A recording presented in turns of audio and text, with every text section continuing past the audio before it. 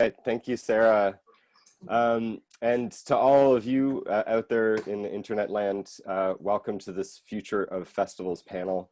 We're going to be talking a lot about the roles that arts festivals can play in kind of reimagining the relationships that can be at the heart of music and writing, film, dance, visual arts. And we're going to be asking questions about sustainability, safety, inclusivity, income disparity, and also, I hope, the potential of small events to kind of alter the relationships between producers and consumers in the arts. We might range into other territory as well. Who knows? I'm going to be the moderator today. And for those of you out there that I haven't met, my name is Mathias Kom. I'm a former St. John's resident and one of the co-founders of Lawnya Vawnya Festival.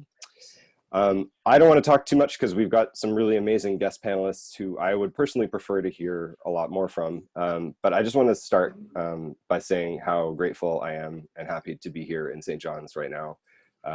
To be here with you all today. Some of you I'm going to be seeing in person, and some of you I'm seeing virtually right now, but I'm very, very grateful to be here.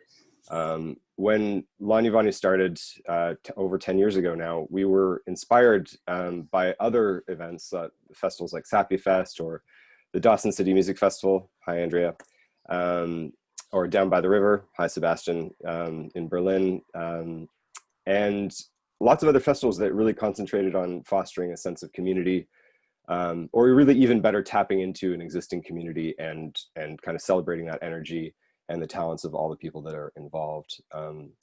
To us at the time, that community was based in St. John's, but it was open to the world. That was really important. And we didn't want it to become a clique or some kind of niche event, or actually, frankly, just another indie music festival that books the same old kind of lineup every year. We really wanted it to be an artist-centered festival where everyone that was involved felt kind of rejuvenated and energized by the end of the weekend, made new connections, and felt like their world was maybe a little bit bigger when it was all done. And I'm sure that despite all of those good intentions, we made basically all the mistakes you can possibly make in the first few years, which is why it's kind of especially incredible to me to come back here now and see that it's still going and it's in its 10th year, which is just amazing to me. So just to start off, I think if we can all just give a huge shout out, mental shout out to everyone that made this festival happen, who took over from us, the original team in 2014, but especially to this year's team, Sarah, who's our technical director right now on this Zoom panel and got everything set up for us right now, but also Chrissy and Kelly and Michelle, Nabil, Emily, Mary Beth, all the board members and volunteers that made it happen. To make something like this happen in these times is really incredible, and thank you all for working so hard and being so fearless. This is awesome. Okay, so about this panel, this is how it's going to work. I don't think that Zoom, I think it's great, but it is a slightly awkward substitute for an in-person discussion. So I'm going to ask each of our panelists questions in turn, and then I will ask if anyone else wants to add something. Bearing in mind that we have 6 panelists and we have a lot to talk about, I might occasionally kind of gently steer the conversation back to the topic at hand. And we're also going to try to leave some time at the end of the hour to open it up to questions from people that are watching and listening at home. So if you think of something that you'd like to ask, don't forget to save it for the end. We really want to hear from you. I'll just briefly introduce our panelists and welcome them. Welcome to Sebastian Hoffman, based in Berlin, but I think now in Italy currently. Sebastian has been working in the Berlin live music world in one way or another for years and years, from his involvement with the monthly 4-track on stage music series to co-founding the annual Down by the River Festival that I mentioned earlier. He's also spent several years working as a booking agent, and more recently with the nonprofit organizations Music Pool Berlin and Touring Artists, which assists musicians and other artists with kind of legal and administrative issues in Germany. And then we've got Carmel Farahbakhsh. I hope I'm pronouncing that right. Carmel is a community worker, educator, experimental violinist, and arts maker. They've collaborated on the Khyber Center for the Arts Board for 3 years, and they're currently co-director of Every Seeker, which is formerly Obey Convention, for those of you that don't know about that. They recently transitioned from a 5-year term coordinating the South House Sexual and Gender Resource Center to working as the executive director at the Youth Project. And they see a direct link between this community work and access to creative spaces and the arts community. And Carmel, I'm really excited that you're here because I have a question about that in particular that I want to ask you. So welcome, Sebastian, welcome, Carmel. Right here in St. John's, we've got Daniel Rumbolt, who is an artist and arts administrator. He's the interim director right now of the Eastern Edge Gallery, which is where a lot of fabulous things are happening this weekend at Lawnya Vawnya. He's the secretary on the board of directors for Canadian Artist Representation, and he's the chair of Visual Artists of Newfoundland and Labrador. So welcome, Daniel. Thanks for being here. Someone I know very well, Natasha Blackwood, is the coordinator of First Light Center for Performance and Creativity. She's also the manager of Jazz East, and she's a member of the teams behind the Spirit Song Festival and the collaborative musical project Eastern Owl. Natasha is a versatile multi-instrumentalist. She's a songwriter and a vocalist, sound engineer also. She's recorded and performed with dozens of groups in St. John's, including my own, since her arrival in 2010. And she just recently released her debut solo album, Ease Back. So Natasha, thanks for joining us. And we've got Matt Brennan all the way from Glasgow. Matt works as a researcher, an author, and a musician based out of the University of Glasgow's Department of Popular Music. He's got a long-standing interest in the live music industry. He led the recent UK live music census project, and right now he's the co-director of a research hub called the Live Music Exchange. He's also the director of the Interdisciplinary Music Industries Research Group. And Matt's also done a lot of work surrounding issues of environmental and economic sustainability in the live music industry, and I'm hoping to ask you a lot about that today. He's also got a very recent musical project, which is a tribute to the great Ira Cutler.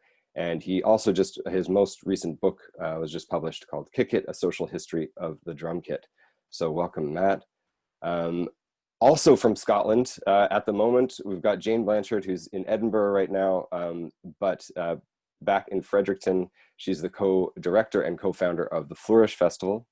And the Flourish Festival, for those of you that aren't familiar, it's a not-for-profit, artist-led music and art festival held annually in wonderful Fredericton, New Brunswick. In addition to her work at Flourish, Jane has just released her latest EP, Still Again, released on Jerry Loves Records in the UK and Monopolized Records in Canada. I also should just point out that it's Bandcamp Friday, so if you would like to buy records from any of our panelists, this is a good day to do it. Anyway, so welcome to everybody. I'm really excited to talk to all of you about these questions around festivals and what the future holds. It's obviously a strange time, but I really do believe that it's a great opportunity to kind of stop and take stock and say, hey, what can we do moving forward? What issues in the past can we address and hopefully come out of the pandemic with a healthier, stronger, more inclusive and more dynamic live music industry, especially when it comes to festivals. So you've all got tons of experience. I want to hear from you. And a lot of you have actually been involved this year in really creative solutions to making festivals happen in spite of the pandemic. And I want to hear about all your experiences. But maybe we could start off with a question for Jane, since it's really only been a couple of weeks since Flourish. Jane, I wonder if you could just talk a little bit about the challenges that you faced, what your main takeaways are from the experience, and sort of what you see going forward for Flourish. Sure. I mean, in terms of challenges, I guess everything, like our whole experience of running a festival did not apply to this new version of running a festival. Like we didn't have any experience in the past with doing digital content or live streams.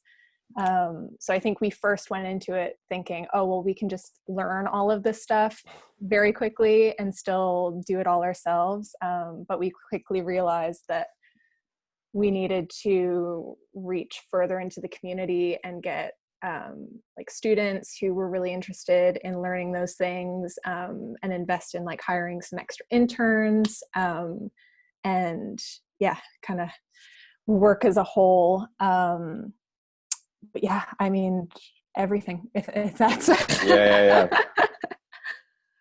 Absolutely. What can you describe for those people that kind of weren't aware of what happened with Flourish this year? What went on? Like, how did you do it?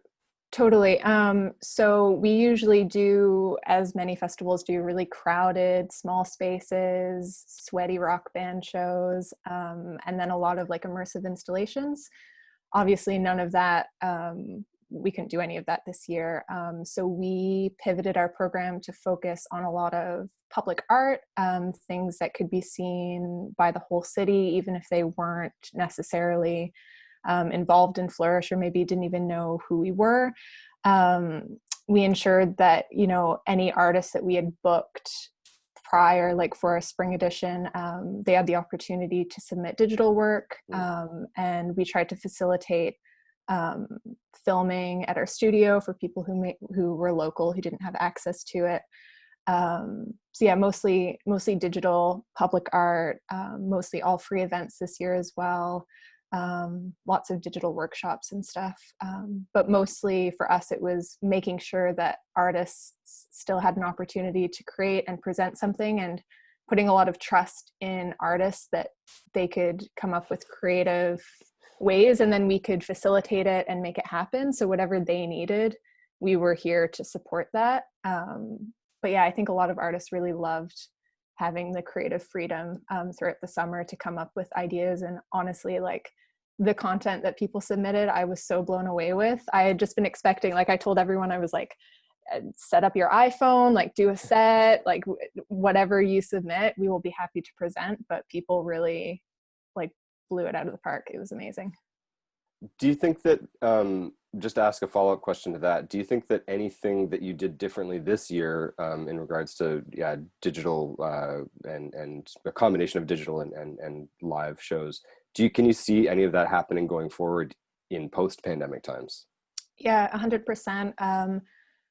Digital content brought up a lot of discussion around accessibility to shows and accessibility to workshops. So it's definitely something that, you know, in a post-pandemic world, we're going to ensure that, you know, shows are live streamed, that we have a digital presence in workshops and panels and stuff, because we had a lot of people involved this year who reached out saying, you know, I don't usually go because I don't love crowded rooms, or I can't access these rooms, or I just don't feel comfortable in them, which totally makes sense. So yeah, that's huge. And also, you know, providing artists as well with digital content has been so important. We've had a lot of artists saying, you know, I'm so glad that I was able to do this for Flourish, or that you folks helped us, you know, facilitate and record a live set, because now I'm using it for a set at Pop Montreal or at, you know, this other festival, and I don't need to invest my own time and money that a lot of, or I know as an artist, we don't have any money right now. So yeah, that was really great too. That's great. And for the rest of you, I mean, several of you also put on festivals this year in pandemic times. Does anyone want to add anything to that? Things that were challenging or things that you learned? Just jump in. Natasha? So I'm in the throes of planning Spirit Song Festival right now, which is, and I'm partnering with Daniel over at Eastern Edge quite a bit actually for our festival. It's going to be happening in November. And so we're finding the same thing, like just reinventing the entire process. And one thing that we've found has been a saving grace for us is the flexibility of funders. So getting, you know, grants and having to say, okay, like I know our grant says this, but we need to do it this way. Is that okay? And also having the flexibility, like normally if you didn't use the money in the way you said you were going to, that you'd have to give it back. But that doesn't work for us. I can't tell an artist they need to block off these 4 days to contribute to our festival. They're going to turn down other paying gigs, and then at the last minute there's an outbreak in this town but not in their town, and then they lose that work. So we need to be able to have agreements with funders that, you know, if everything goes south and this is canceled, like I want to pay that artist anyway. You know, like because they need it and we need to build those relationships. We need to support the community. And so I find just the administrative side of that is just totally exhausting. So the same thing, I thought I was going to be able to take on all the tech myself and figure out all the live streaming myself and do all this, but actually I find that just navigating how to word the contracts differently and how to approach funders and how to like get all of that on paper in a way that protects everybody has been so all-consuming that we need to hire young people for the nitty-gritty, because the big picture is all consuming. Yeah, but it's happening, you know. Well, hopefully, I don't know, maybe one of the very sort of immediate takeaways from this panel could be that all of you who are involved in planning pandemic festivals can kind of collaborate together, or ask each other information. You know, you all have each other's emails now, so yeah, I hope that there can be some connections there and some mutual support, because we are all in this together, and I think that, yeah, that we probably all have things to learn, things to share. So that's awesome. Does anyone else want to add something about this? I don't want to make this whole thing about COVID, because there's lots of other things I want to ask about. But if anyone has other pandemic related things that they would like to share about their festivals, let me know. Okay. Oh yeah, Carmel. I just wanted to add that, yeah, really echoing a lot of the things that both Jane and Natasha have said. And I think a big fear of mine was that the magic that is like really like the in-person like energy moments between artist and audience wouldn't exist anymore. Like that was finished. COVID had taken that away, but I was really moved to see the ways in which still with and throughout online programming, there was still this like really beautiful connection that was happening with folks that were accessing the spaces and folks that were contributing their work. And I felt so deeply inspired by that. And it really, I think, prompted me to really challenge the ways that I had dismissed online options before, and also really challenge the ableism that is like, I think, really inherent in arts, culture, and community around accessibility and imagination around accessibility. And so this has been such a deep learning for me. Yeah, that's amazing. I want to come back to that in a second, because it's an excellent point. I think like a lot of this, as I said before, is just it's an opportunity to learn things and go forward with hopefully a better understanding of what we can do in the future. And to that point, I would like to maybe ask Sebastian Hoffman from Down by the River Festival a question now. Sebastian, you've had so much experience in so many different parts of the music industry, but just to focus on festivals and festival culture for now, I wonder if you could just comment on what you think some of the biggest problems are in arts festivals up until 2020. And if it were up to you, like what you would like to see done differently in the future. Well, that's a really, really big question. Yeah, sorry. I think there are so many layers and levels to that question. And I think it also has a lot to do with location and geographical context. I think one level or one layer that I could touch on a little bit is what I've been experiencing in many discussions that I've had recently with colleagues more from the administrative side from different countries, talking about post-COVID situation. And we're basically calling it a mission conflict, because we're all trying to facilitate or to make international cultural mobility possible. But at the moment, there's basically two conflicts. The first conflict that we should not travel at the moment, or we should not endanger other people's lives by going into dangerous situations or ignoring self-isolation rules and so on and so on. And on the other hand, we have maybe a more general mission conflict, which is of course the environment and sustainability. So I think maybe what we can all kind of work on is to find a new definition of like what is quality international mobility on many different levels. Like A, of course, the current crisis, not endangering people's lives by acting stupidly. And B, of course, also making sure that culture and arts and the world will exist in the future by limiting maybe unnecessary travel, or by kind of redefining what does it mean to tour as well and to play festivals, and maybe in that sense also convincing funders and funding organizations for more long-term, like for example residencies, which are not that common in the pop music world. Well, if it's okay with you, I'd like to actually throw this question now to Matt in Glasgow, because Matt, you've done so much work around sustainability and the live music industry. And I wonder if you could maybe pick up Sebastian's point there and just talk a little bit about that. What does sustainability mean in a live music context, and especially in a festival context maybe, and what can we do going forward to change things? Sure. Well, a typical academic answer would be to define our terms as to what we mean by sustainability, because it's an incredibly slippery concept. And traditionally in literature on sustainable development, this term gets divided into three pillars. And apologies if like I'm talking, what the sort of stuff that people already know, because I realize I'm in a group of lots of people with all kinds of expertise here. But these three pillars of sustainability that the literature would guide us towards would be economic, social, and environmental. And you can easily see how those all play out in a musical context. So we need to have a prosperous society. We need to have musicians being able to make a living from their art. We need the context in which they do that to be equitable, to have fair access. And we can't do either of those things if we don't have a habitable planet or environment. So these are sometimes seen as also nested baskets, that the economy is reliant on, say, wealth not traveling, in huge proportions to the 1%, for instance. That doesn't equal a sustainable economy. But then this notion of both of those things are dependent on the planet. The problem is that previously, when we try to make sure that we're hitting all of those three pillars, people don't think of it as a nested basket, and the economy trumps the environment. So we say we'd love to pay attention to the environment, but we got to get paid first.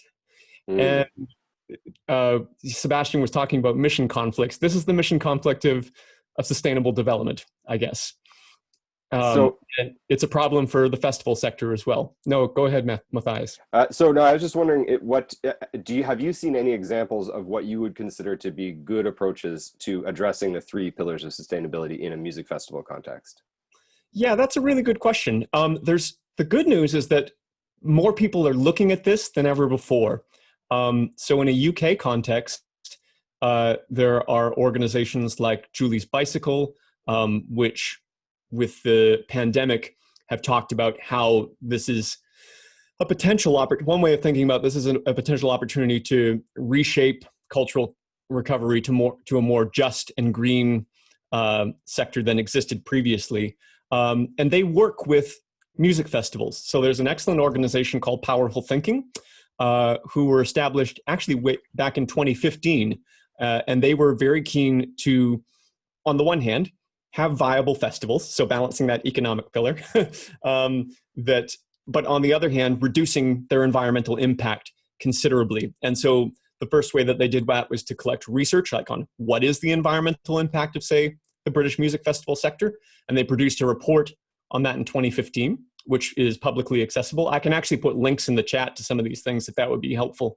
And then they produced a follow-up report just at the beginning of this year in 2020, saying, where are we at now? Because their goal is this pledge that they're asking people to take up called Vision 2025, which has it's kind of like the Paris Agreement for festivals, I guess, a pledge to reduce carbon emissions from the festival sector by this 2025 milestone. And so the positive thing to say about that is that, in 2014, as recently as that, we didn't have that kind of community and that kind of mobilization.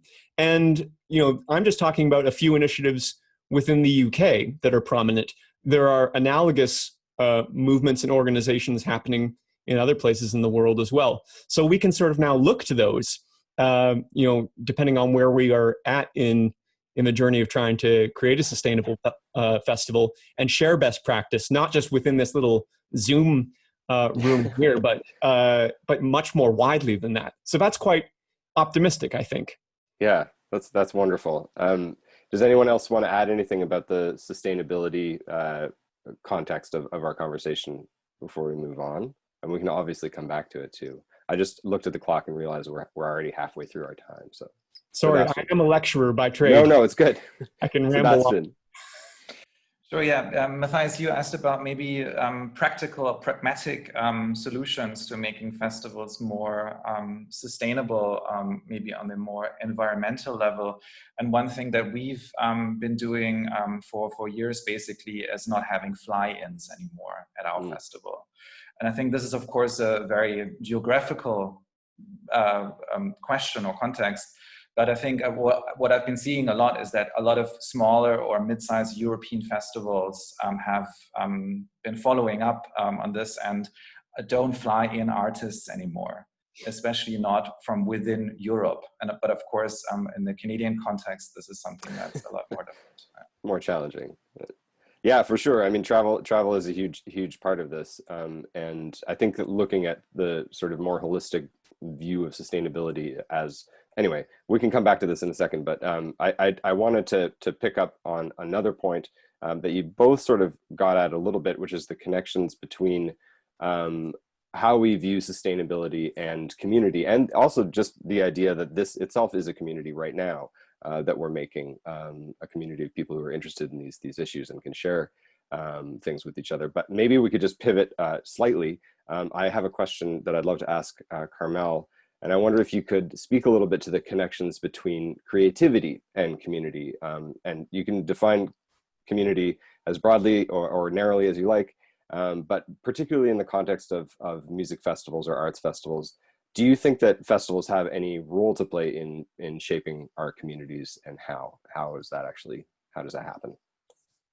I love this question. Yes, like short answer, absolutely 100%. So I think for me, when I think about the creative arts sector, I think specifically about our responsibility in creating accessible entry points for folks who don't necessarily have ready access to the arts. And I think about that because I know about the power and the transformative power of art spaces. And I really see arts and creative spaces as active harm reduction in relationship to realities of navigating mental health, of navigating different realities in various access points to like arts communities generally. And we know that when people have access to spaces where they feel safer, valued, seen, respected, encouraged, that improves their quality of life. And so because of those realities, I think that not only should our arts spaces be those accessible entry points and those like spaces of like welcome, this space might be for you, but also actively involved with community groups in shaping those spaces to make them as culturally relevant as they can be, so that they can reach all of these other spaces and communities that might not be accessing like a music festival, or like for, in our context, an experimental music festival. And so that's one piece. The second piece of that is that our programming has to reflect our values, which we say are like inclusivity and accessibility. And so that means that we have to use our platform in responsible and interrogative ways. So we have to think about like, who are we booking? What does that look like? How is the artist cared for? And really move from this reality of like tokenizing into a place of mutuality, trust, and sustainable relationship building.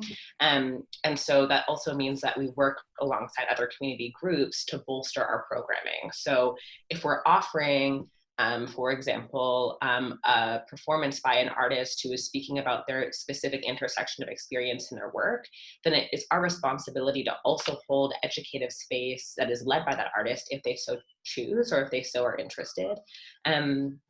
To also be a place where folks can broaden their understandings, horizons, and learning. And it also means that we use our platform, the last thing I'll say, is to uplift and center community-based organizing that's happening in our like local context, the way that that's interconnected with global movements. And so we really are like this creative hub that also has an educational mandate. And I really feel like that is a deep responsibility we hold. Yeah.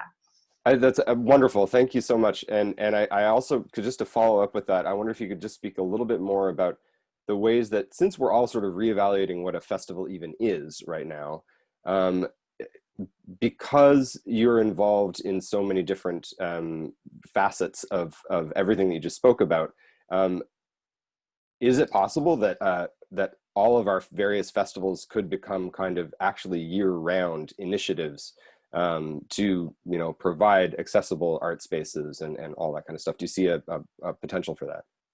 Oh, like that's for me the dream. It's the dream that we can offer programming so that also we can utilize the platform to build, again, those relationships of like meaning and trust and reciprocal relationship between us and like various community groups. So like it is much more difficult to say, well, we're in partnership and we'll see you once a year versus like in partnership and we're committed to paying you, uplifting your work, like utilizing your brilliance in the ways that we can, in the ways that feel good to you, and like loving of your expertise throughout the year. And then I also think it's really a thing that like COVID realities have taught me is the way in which like when we're offering online programming, that is like a way that we can also navigate some like financial constraints that we may have come up against before, and offer like more like reoccurrent programming. And so that also feels like exciting to me. And also, of course, I miss like people. Yeah. That's wonderful. Does anyone want to add anything to that? Yeah, I have a lot to say about that because I totally agree with everything you're saying.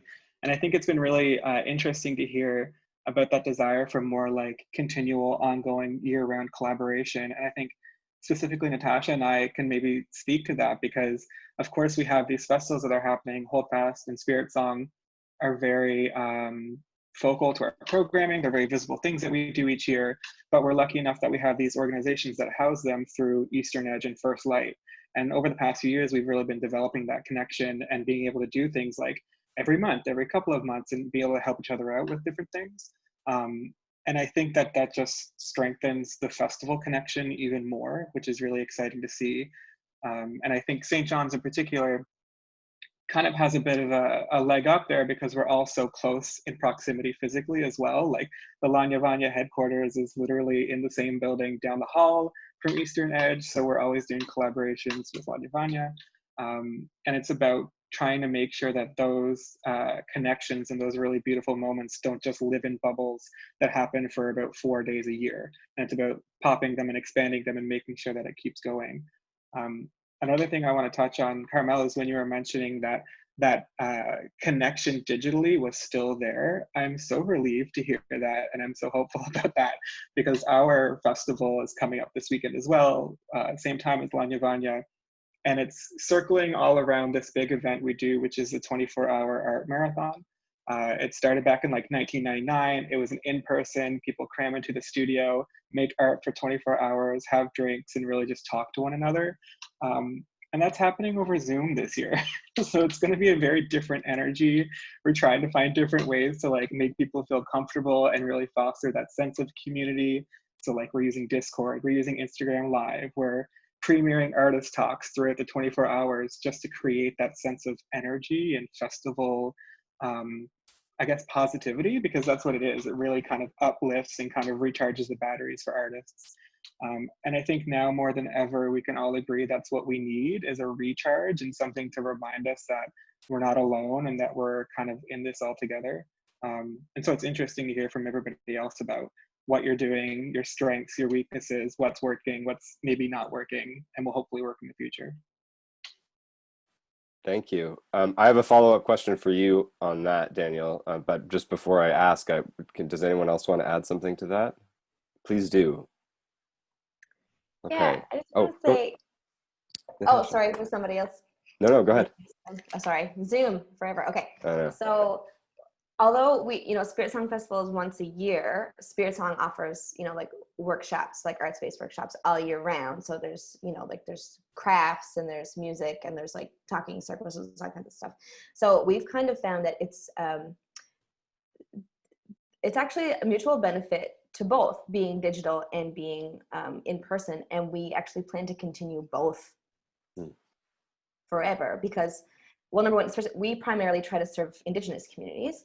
And for us, especially in Indigenous communities, there's not equitable access to internet. So when you're doing everything online, there's a huge population of people who could, really benefit from your programs and, you know, your arts spaces that can't access them. But then when you have everything in person, there's people who are in remote communities that can't travel and don't have access to those kinds of services. So when you're doing things online, we have a way bigger reach, and there's people that are tuning in from all over Newfoundland, and we're reaching Labrador way more for the first time, which is beautiful. And then there's people who want to come in person for, you know, the same reason, like equitable access.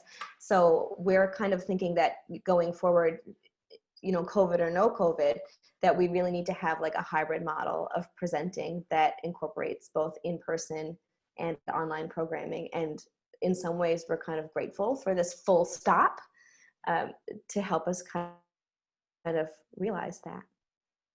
Yeah, I think this is such a fascinating aspect of this time, and that actually segues perfectly into the question that I did want to ask Daniel. I'll ask Daniel, but again, open to everybody. I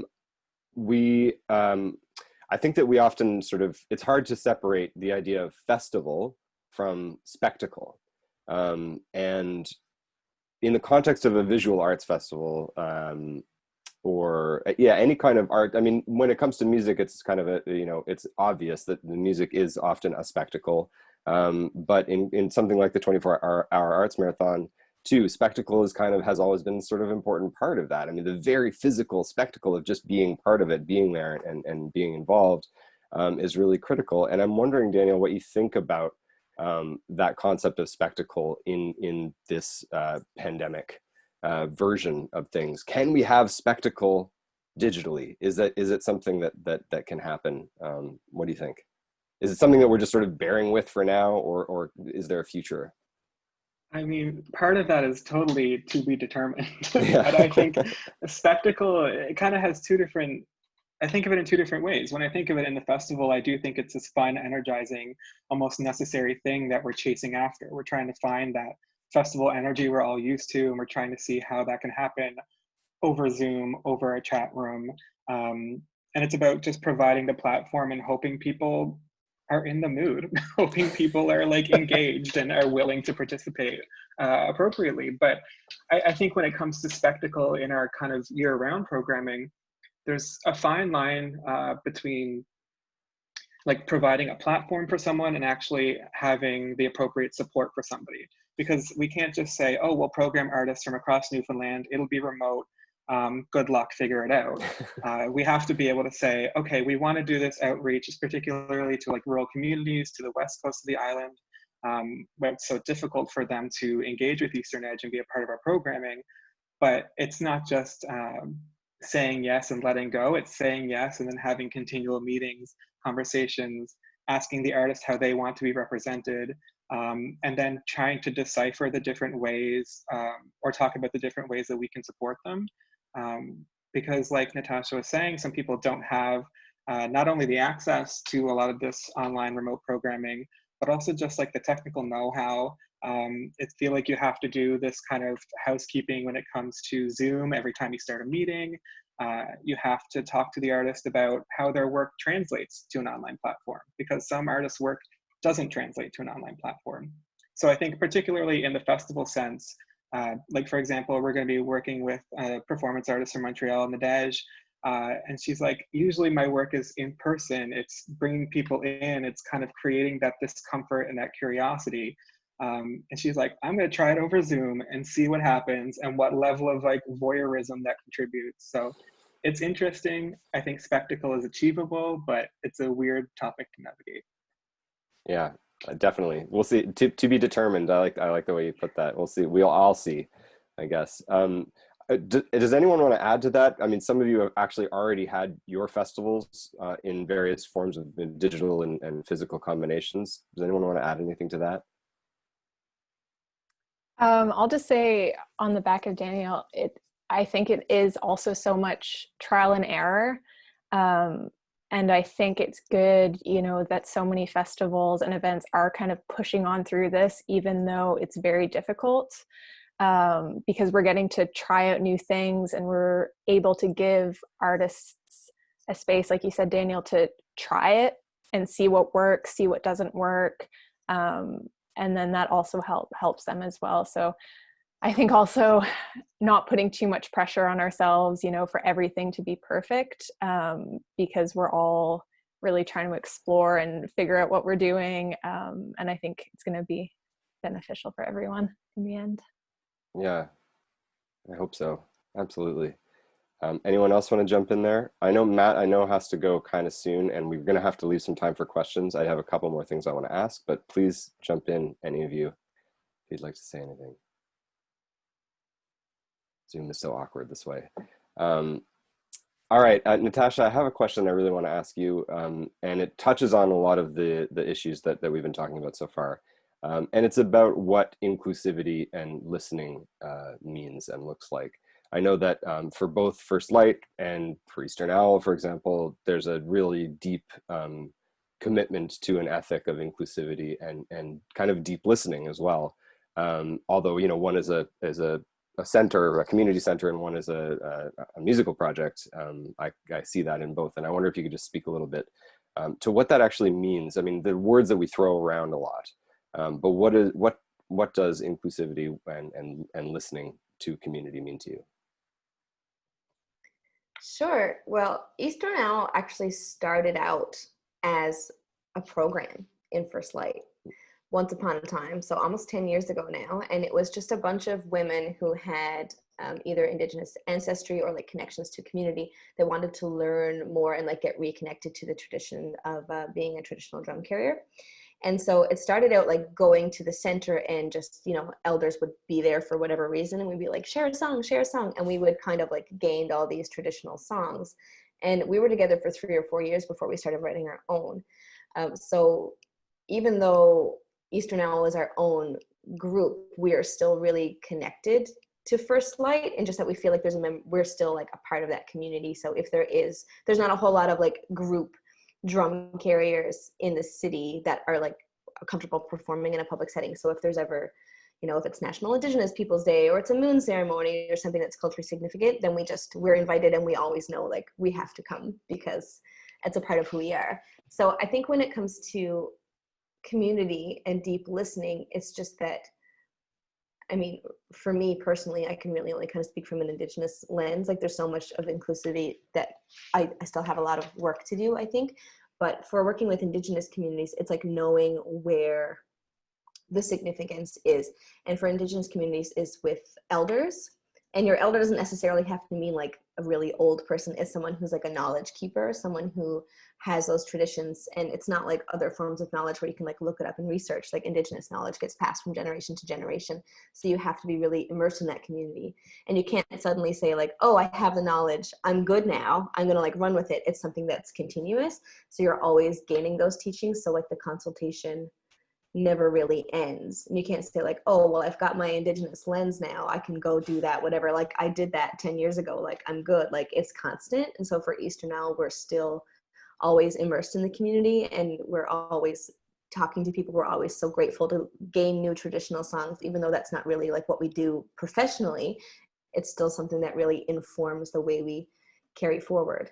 And as for First Light, I think, I don't know if it's 80 or 90% of our staff are members of the Indigenous community as well. So there's like a whole hiring practice that has to do with that. And we had a board of directors that is primarily Indigenous as well.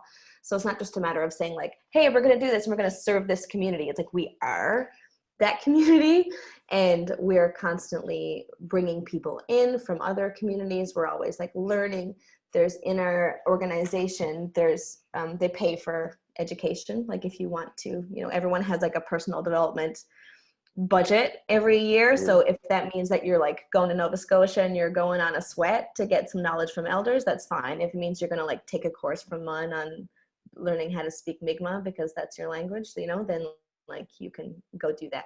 So it's really just committing to a life of learning and just knowing that you never ever really arrive. That it's just that education and consultation is not just an act, it's an attitude, and it's a culture that doesn't ever stop, and you just have to be committed to continuously growing.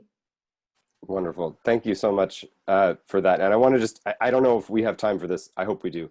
I want to just pick up on that and just ask the rest of you as well. going forward, who knows what's going to happen? Who knows when any of this is going to be over, or things are going to be normal again? Maybe never, in some ways. But imagining the lessons that we're all sort of learning from putting on our various events, festivals, and things and projects here now, going forward, if you could just each say just a little bit about what you hope the future looks like for your particular context, whether that's in terms of inclusivity, listening, sustainability, any of the things we've talked about. And then I'd love to open it up to questions. So maybe, I don't know, whoever wants to jump in first, go ahead. Or am I supposed to choose people? I guess I'm supposed to choose people. That's the way Zoom works, right? It's so awkward. Sebastian, maybe, do you want to say something about this? Another big question. just a little taste of, of what you're thinking sure. about. I think maybe I can speak a little bit for the European context. So I think my wish or my utopia would be definitely more sustainable festivals, especially in the pop music or indie music world, when it comes to sustainable traveling. So I think especially bands also from North America might want to rethink taking too many transatlantic flights and so on, and maybe having like a longer period when they tour and not several segments or something like that. So I think that's something that's quite important. In my context, another thing that I've been seeing a lot lately in Berlin is basically that live events are taking place again, but on a much smaller scale, which a lot more care in a way also invested in the events themselves. Like, of course, some of the care is mandatory. You have to do contact tracing and make sure that people are physically distant of each other. But I think that also kind of creates a certain higher awareness of taking care of participants at certain events. Not only because of COVID, but I think maybe hopefully this kind of behavior of maybe looking out for each other could be translated or transformed into a future kind of festival context. So I think my wish is having smaller events with more care, with more awareness, because from my experience, or speaking from the festival that I co-curate, is that people really love our festival because it's so small. I mean, it's still big for us. I mean, we take our capacities around 500 to 1,000 people, but people come to our events or have been coming to our event because they know that it's not so big. So we attract a lot more people from other age segments as well, like younger people, very old people, families with children, with kids, and so on, because they just feel more comfortable in a small scale environment.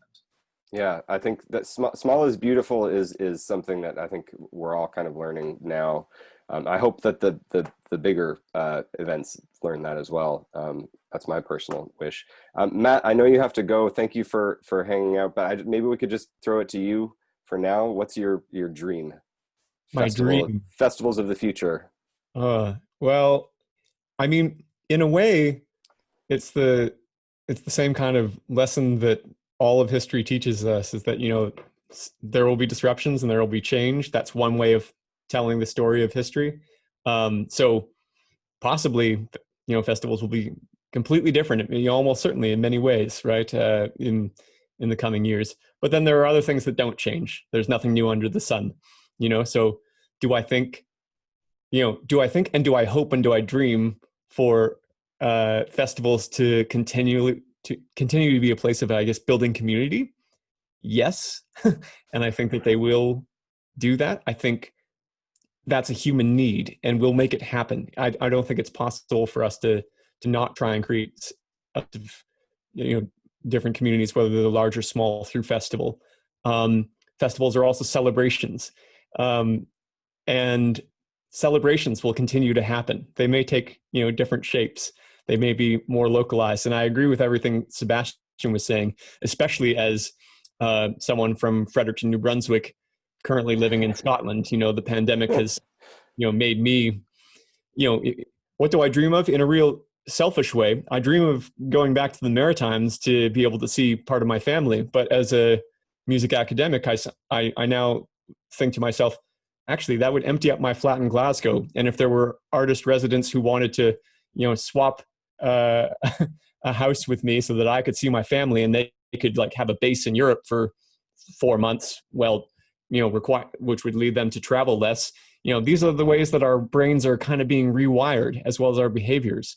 And that makes me sort of optimistic that it's forcing us to get a little more creative and thinking about festivals as a way to experiment, as sites of experiment where we can sort of imagine a slightly different way of doing things.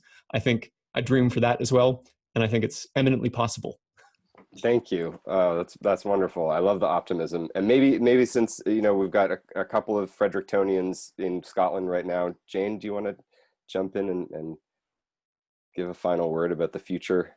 Oh, the future of festivals. I guess from my perspective, I would love to see that, as we discussed before, that bubble kind of burst where festivals just pop up for a week and then that's kind of it. Like I know with us and with other festivals, I'd really like to see continued learning and involvement, especially with local artists and local venues as well, so we can all learn together, work on inclusion together, work on policies. Like there's so many things that we can all be doing and learning. And I think pooling our resources and doing it together rather than us all doing the same thing and kind of being on a similar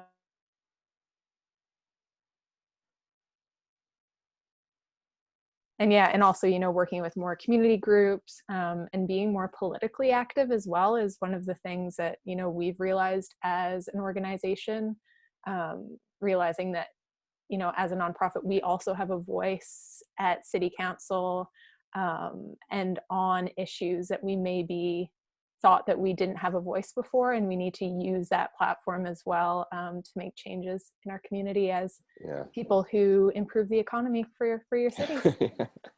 Absolutely. Carmel, what about you? Any last thoughts? Yeah, I mean, a few things. When I think, forever challenging this idea of like genre hierarchy and really thinking about the ways in which like, how can we open up economic resources that are sustainable for artists of all genres, and like what does that look like, and how can we also combat the like inherent racism that exists in that genre hierarchy, and then I think separate from that but also connected to that, thinking about this idea of headliners and like the way in which that is often like really economically damaging to local artists, and kind of holding that complexity of like bringing in someone who's going to bring folks out, but also thinking about how that takes away, like if there's like a financial inequity of paying someone $5,000 and then paying someone $100 to open for them, like how is that further damaging relationship with our like local communities? And so really thinking about that that exists within, I think, the music world and has as long as I've been involved. And so really wanting to challenge that. And then of course, continue that political based work that I do think is like part of our collective responsibility is, artists run and also like arts spaces. If I have any regrets right now, it's that we didn't have a chance to talk more about how sort of entrenched capitalism has affected the music industry in so many negative ways. But we have a whole other Zoom about that at some point, I hope. Daniel, I know you're super busy this weekend, so I want to be able to let you go. But do you have any final thoughts on the future? Yeah, I mean, I echo everything everyone's already said, and I think what we're trying to work towards right now is to make our programming and our space more accessible. I mean, obviously physically more accessible. We're in downtown St. John's. It's ancient and not super kept up when it comes to like making the space accessible for people, but also accessible in the sense of our programming being remote and making sure people have access to what we're doing. Accessible in the sense that we want diverse communities to come into Eastern Edge and see themselves reflected in our staff, in our board, in our committees, and to be able to have a sense of ownership of our space and the programming that we do. And something I've kind of been on a kick about recently is the accessibility around language and sort of like academia and academic privilege and all that like kind of jargon that gets so linked with art talk. And I think there's always this conflation of like rural art being low art and urban art being contemporary, and that's just totally fucked up in my opinion. So I think we're trying to challenge that a little bit and make people understand that like the way we talk about art is sometimes a barrier for community-centered programming. Absolutely. Okay, we're like 2 minutes from our allotted time. I'm personally going to stick around for a little while longer and open this up to chat. If any of you feel like sticking around too, that would be great. But don't worry if you have to go. That's totally fine. Natasha, I just wanted to give you one last chance to add anything if you want to add something about your vision for the future, your utopia. I don't know many people who are more passionate about art and in particular music than you. So you're so sweet.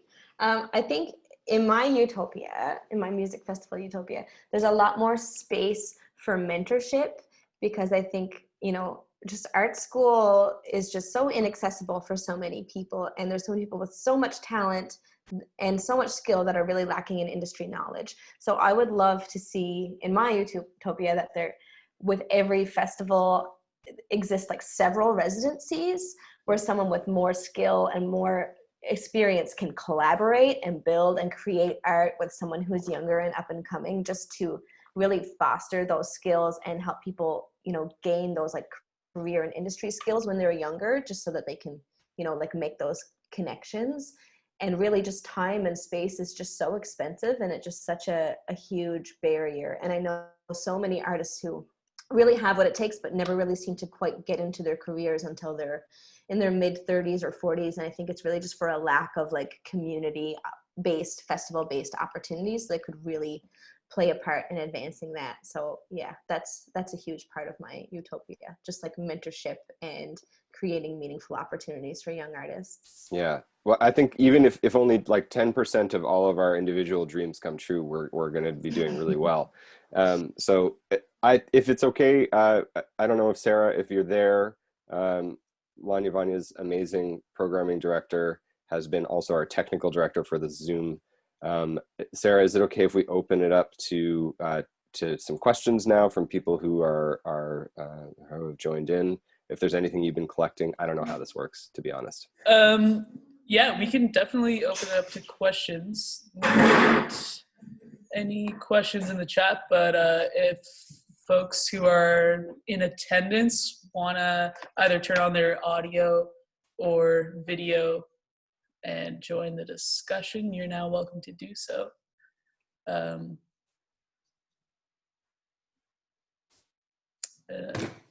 Yeah. I'm just opening the chat now for the first time. This is great. There's a lot of resources being shared. Yeah, that's pretty sweet. I don't see any questions. Maybe we've just answered all the questions. That would, you know, that would be very effective use of an hour on our part. There's one Greg. question. Greg, much earlier on, asked if everyone could introduce where they're from. That was a while ago now. Oh, and then Greg also asked, what program do you use to present Festival Live? I'm not sure. Anyway, I'll let anyone else chime in. Greg, do you mean like streaming something live, like a performance? In that case, we used, like, when we kind of responded really quickly, so I'm sure that other folks have had higher tech ways of navigating this now, but we did a lot on Facebook Live and Instagram Live, as well as Twitch, and that was kind of what we did immediately. But we did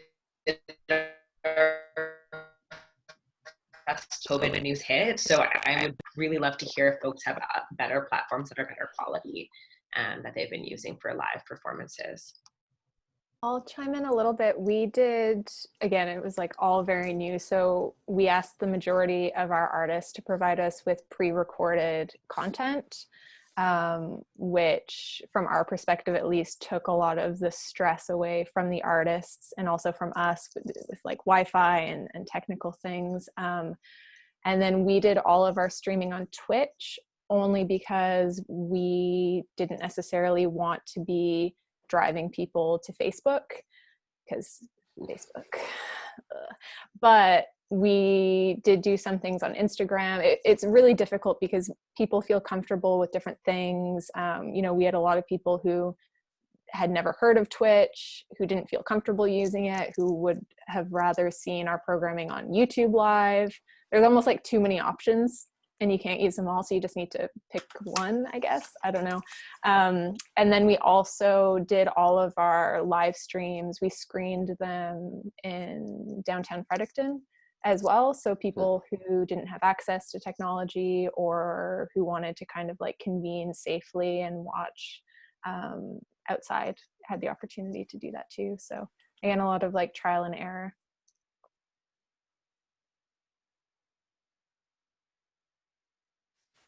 Does anyone else want to chime in? Sebastian. Yeah, we did something maybe a little different with our festival because we decided quite early on not to do live streams because in like late March, early April, we found like this explosion of live streams in the Berlin music community, and we had the experience or the impression that people got really bored of it really, really quickly. That they just didn't want to see it anymore, especially a live stream that didn't really have anything exciting about it or any like kind of media specific excitement about the live stream. So instead, we commissioned works. We commissioned digital works from the artists that we had booked when we canceled the live festival, which was 12 acts at that time. And then we produced little introduction videos that were shot at the live music venue that the festival usually takes place. So it has kind of this festival element to it, this little intro, like a minute or so, that we then also shared on Instagram and on all other social media. And then you basically have the digital work, which took on many different forms, like a YouTube video, like a Bandcamp release or something like that. And the most important thing for us was basically that the digital work can also exist completely outside of the festival. That basically maybe in a year or maybe in a week or so, people will not put the digital work into any connection with our festival. And we're so happy about that because we don't want to be associated with those works because the artists should take center stage. You know, it's their work. Why should the festival association kind of overshadow their artistic expression? So that was kind of how we dealt with it. And you can still look at all the stuff online at our website until the end of this year. And then who knows, then the works in a way are free and they can do whatever they like. Anyone else want to jump in on that? We have a message from Andrea who says, "Thank you, Carmel, for bringing up the point about headliners. Andrea works for Dawson City Music Festival, which explicitly does not bill festival acts as headliners. And when she started working there, she was really relieved that that was a policy. And just like a follow-up to that, I wonder how like the new festival model helps dismantle like hierarchical booking. Like for example, with Lawnya Vawnya this year, all of our events are free. And everything, even the acts that we pay the most money for, you can watch on YouTube for free. So I wonder, like, if anyone wants to chime in on how this new model might, like, be very favorable to that dismantling of headliners. I think it's a great model, especially like the free thing. We did a lot of our stuff for free this year too, and it was amazing to be able to offer programming without having to think about tickets, all of that stuff. And I think it's also, you know, our responsibility as programmers to pressure our funders and people who fund us to say, okay, well, you want us to have super accessible programming, but you're only giving us so much money and you want a thing in the budget about revenue and you want us to get more and more revenue every year. to get more funding from you, that doesn't make any sense. So hopefully a lot of funders, especially government funders and stuff, will see that actually providing free programming not only makes your events and programming more accessible and successful, but it also has an impact on you know, the amount of money maybe people will spend at the venue or on food or on drinks, like equal distribution of the funds. Does anyone else want to add to that? Sure. One interesting thing that recently happened with the City of Berlin's public funding body is that they started offering free workshops on accessibility, both offline and online accessibility, to anyone who is applying for funding with them or who will receive the funding in the future. So that's, I think, something that you can also ask your local or national funding organizations for.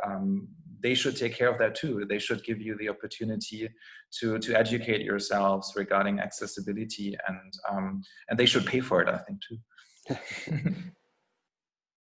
Absolutely. I think that there's a lot of conflict, especially in places like Canada or Germany, where we do have pre-existing kind of funding organizations that a lot of our festivals or events depend on. But we've also somehow like squish that together with a model of an event model based on ticket sales, or based on, you know, we need this headliner to get this many people into this particular venue and sell this many tickets and so on to pay for these other acts or something like that. So we've somehow conflated those two ideas without really stepping back and thinking like, hang on a second, if we have access to these kind of funding models, why can't we get these funding models to work for us in the ways that you're all talking about right now? And this is like an absolutely perfect time to do that. And it's really refreshing to hear that, at least in some cases, some of the funders have said, you know, in this case anyway, in this summer, things can go ahead. Just do what you do, pay the artists that you booked. So I know that happened for SappyFest this year, for example. So it's really encouraging that things like that are happening, and maybe that we can build towards that in the future. I don't know if anyone else has any questions in the chat or anything else they want to say. How are we doing, Sarah? Oh, I think you're muted. I'm not seeing any more questions. All right. I feel like we can wrap it up whenever everyone's ready. Does anyone else have anything they want to add? This has been, for me anyway, it's been a really wonderful experience. I've learned a lot from all of you. And again, just a huge thank you to Lawnya Vawnya, Sarah, and everyone else at Lawnya Vawnya for making this panel happen, because this has been really cool. And this has all been recorded. So hopefully this can then be a resource that other people can use in the future too. And we can all stay in touch also. Certainly. Thanks so much, Matthias, for moderating. And I know you came up with the idea for this panel before everything happened. Before the pandemic. Yeah, but it was almost like predictive. You're like, we need to talk about festivals. Yeah. So well, glad everyone could join us. Absolutely, and thanks for making it happen. Thanks to all of you for joining. Pleasure. All right, I'm gonna stop recording and end the meeting here now. All right.